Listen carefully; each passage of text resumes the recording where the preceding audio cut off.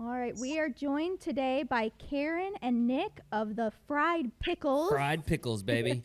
our newly crowned 9-ball champions. What's up, guys? Woohoo! Good morning, Coming to, afternoon. coming to us from Houston, Texas, right? Yeah. Definitely. That is correct. Everything's bigger in Texas. Is that the saying? Including the fried Hotter for pickles? Hotter, okay. So, why don't we start about you guys kind of telling us about your journey to make it to the 9-ball championship in Vegas? You want to talk about when we first put the team together or just this actual year? Both. I want to Yeah, hear the let's hear story of about it. both. So Fried Pickles came into being when it's about 2014. Karen and I were on a team together, and we somebody had ordered fried pickles, and we were kind of nervous during the city championship, and we started laughing because it made us kind of giggle a little bit. So Karen came up with the idea and said, "You know what? That's a good team name. Why don't we call ourselves the Fried Pickles?" And that's how it came to be. All right, so but the thing there is like, do you guys eat fried pickles? Are you fans of fried pickles, or was it just a one-time and it's stuck kind of deal? Do you celebrate with the fried pickles? When we would at his other bar that he owned, he'd have a cooking area, and I would always order the fried pickles when I would go. And at some point, we ordered them so much, he said we needed a team name, and I just came up with, well, why don't we do it Fried Pickles?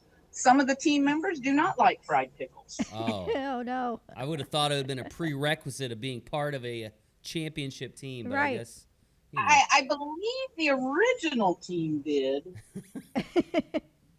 but we've switched out members throughout the years. But yeah, it's stuck. We like our fried pickles, and we have a little fried pickle dance.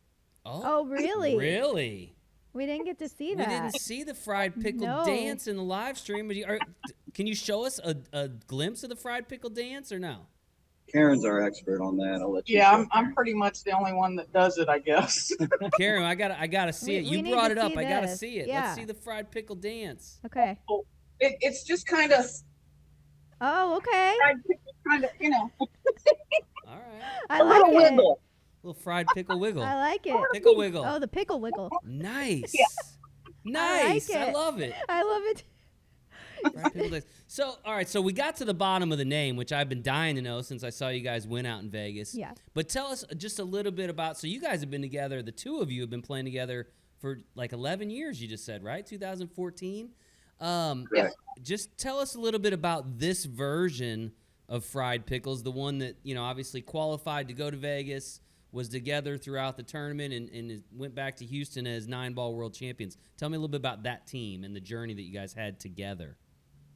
So we, a core of us were already together over the last several years, and a couple times we didn't even make it out of the city, and so we routinely change our parts out a little bit. I don't mean to call people parts, but we have to because our numbers are too high or something of that nature.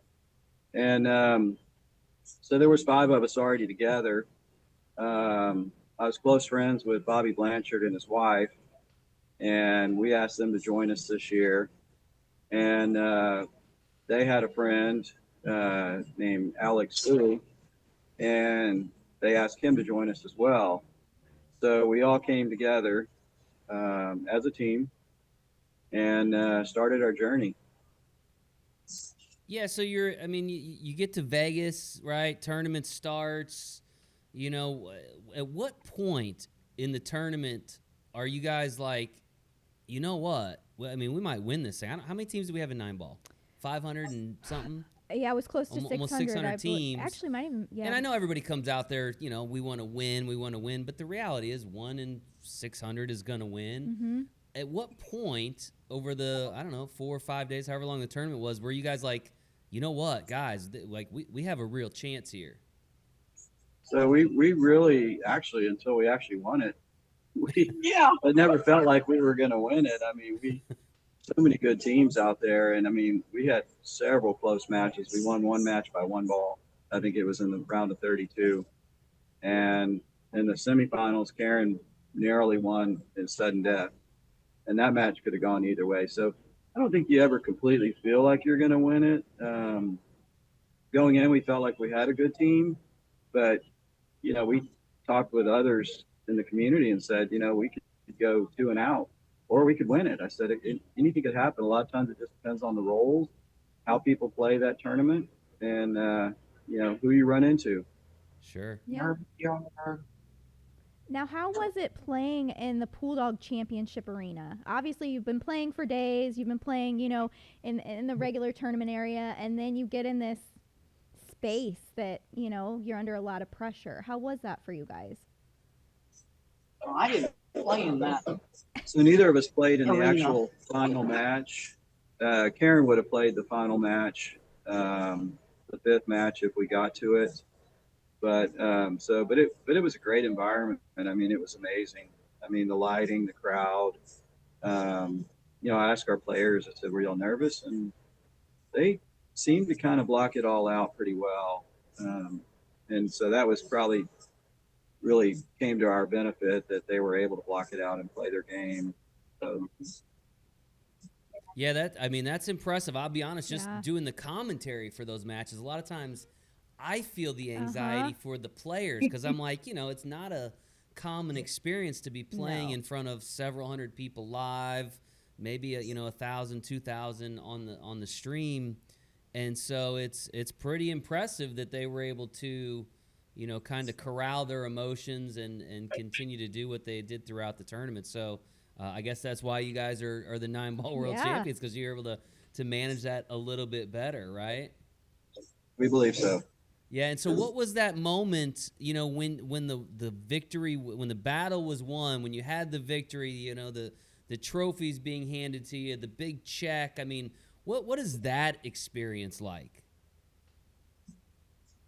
It was, I couldn't really believe it at that point. I think we were all still in shock, a lot of us. You kind of have this dream of one day maybe trying to compete and win it all, but the odds are so stacked against you that we knew that it was, still very much a long shot. And I think we were all in disbelief when we won it. I mean, we were speechless, to be honest with you. We probably needed a few minutes to let it all sink in. Sure. Yeah, and I think that's pretty common. Oh, It is yeah. a little bit of an overwhelming moment. For sure. So when you guys got back home, what was that like? Was there any kind of a celebration where, did your bar do anything or anything like that? We did. Our local APA chapter, and mostly it was the players, just rallied together. They put a big get together back here in Houston on the Friday after we got back. They put balloons and cakes, and they were all very celebratory for us, which, because during the league play, we're competitors, but they all supported us during our final match. We probably had hundreds of people watching. They were live streaming the match in my bar. Oh, nice. And watching a sporting event. They were all cheering, and it was pretty crazy. That's great. So I just want to bridge the gap for a second between the winning of the tournament and getting back home to celebrate. Mm-hmm. Now, you guys were telling me before we went live on the interview here that you guys actually missed your flight, not accidentally. You purposefully missed your flight back from Vegas to Houston because of you were in the championship match. And so you guys, it's my understanding, you guys rented a car and you drove back to Houston. Is that right? Yes, we did. And how long is that drive? It was like 22 hours. Oh my. And we did it straight through. 22 hours straight through. How many people? 6. All in a car together. Six people, 22 hours straight. How many bathroom breaks? Be honest with me. 6 or 7, maybe. That was a few. That's not bad. 6 Not or bad. 7. Our That's biggest not 6 bad. people over Yeah. 24 hours. Right. And you guys all We made had it all back, right? All We made it back did. in one piece? Okay.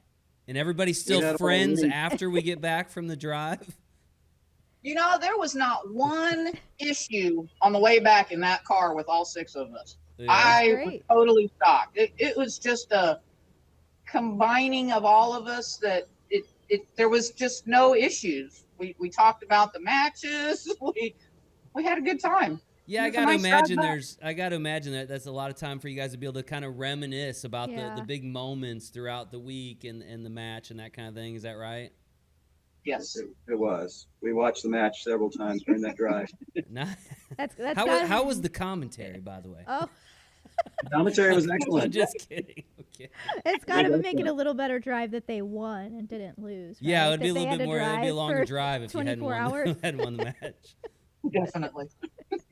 Nice. So one of the things I noticed about your team, we were just looking at the picture of the team, and it looks like it's a group from different walks of life, some different nationalities maybe, and that kind of thing, which I love, right? And I just wanted to, what does it feel like? One of the things I love about APA, right, is it does take people from all these different walks of life and puts them together, and you guys obviously reach a common goal. What does that mean to you guys to be able to take a group, a diverse group, get together, especially in this day and age where it's like we're all divided, and it seems like by the day we get even more divided.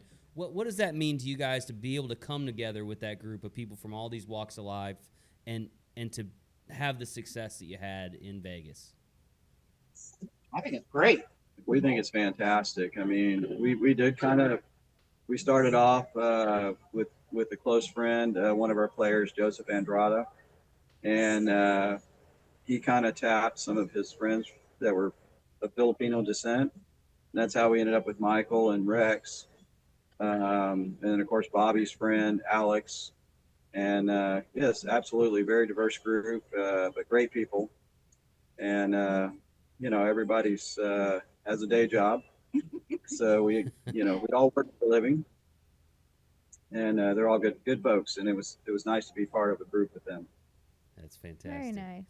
Now, you guys said that you both have been playing in APA for a long time, right? I've been playing for 30 years. Oh, wow. Wow. That's Been amazing. playing that long. I recruited Karen from darts. Okay, She- nice. She was a skilled dart player at my old bar, and we needed a low handicap on the team. And I said, "Have you thought about pool?" And she said, "I might try that out sometime." And sure enough, she did, and she enjoyed it. She's become a pool player now. Haven't Nice. thrown darts. Oh, wow. Well, you can do both still, Karen. Yes, you you don't have to can. choose Yeah. between. It's okay. We'd prefer I'm you really play liking pool, my but I pool. think it's okay. Okay. So what advice would you give to potential players who are out there maybe thinking of joining the APA? I think the thing is, I've had several people come up to me at my bar now and saying, "Hey, we want to play. We watched you guys." And I told them, I said, "Look, we all started somewhere. We all picked up the pool cue and started playing. Everyone has a chance in APA. There's an equalizer system, which should make the matches fairly equal. And, we tell them, look, even though you're a beginner, you still have a chance." Definitely. And the more you play, the more you get better. So play, and play some more. And With the team different- needs you. And it doesn't matter what your skill level is. If you're playing with new people or people that have been shooting pool for quite a while, get that experience. And I think that's great for all different levels. Nice. And just one last question before we let you guys go. You've mentioned several times your bar. What bar are we talking about there in Houston? So I know where to go next time I'm in town to play some pool. So I own a business called Jack's Pub. We are filled with APA every night, 7 nights a week. Been really, really solid for our business. And we kind of built our business around the APA pool structure. So we have new teams and players constantly coming in.